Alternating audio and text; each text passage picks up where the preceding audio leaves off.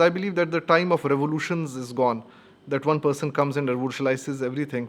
Every person who comes in gives a little bit, and that's how improvement comes.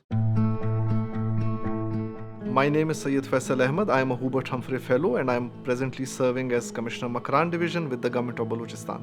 I was born in district Pishin, Balochistan. After doing my bachelor's in political science from University of Balochistan, I appeared for the CSS examination in 2003 and reached the academy by 2005. In 2015, I went to the United States and did my Humphrey Fellowship and also got a certificate of advanced study in public administration from University of Syracuse.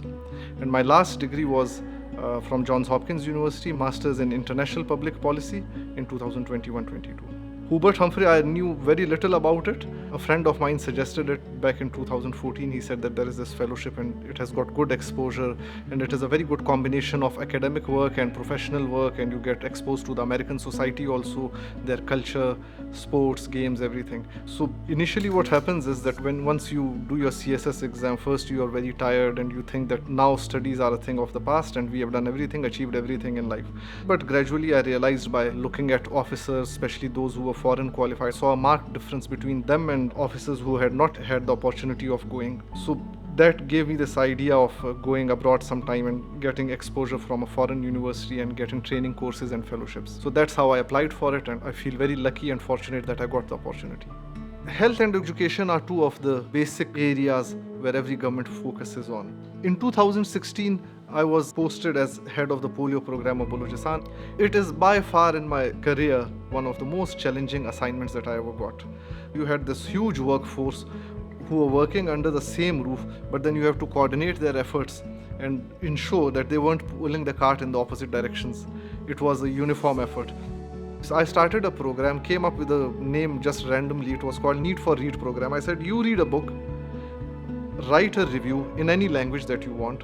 I'm going to give you prizes. We started that program, had a committee, and mostly there were girls who would read these books and they would come with their very well and very nicely with their good handwriting. They would come and they would show the review and we started prizes.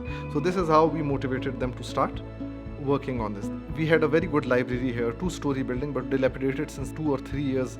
It was dysfunctional, and so what we did was we pooled in money, all the officers, and we have now made the library functional again, and it's the best library of southern Balochistan. There is still some work to do, but this is carrying on.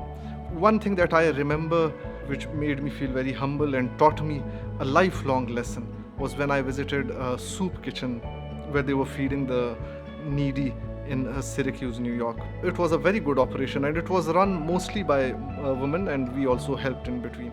So that was an eye-opener. It is an experience that I also try to replicate if we do it here. That treat people nicely, treat them with discipline, treat them with self-respect as you would treat any other person.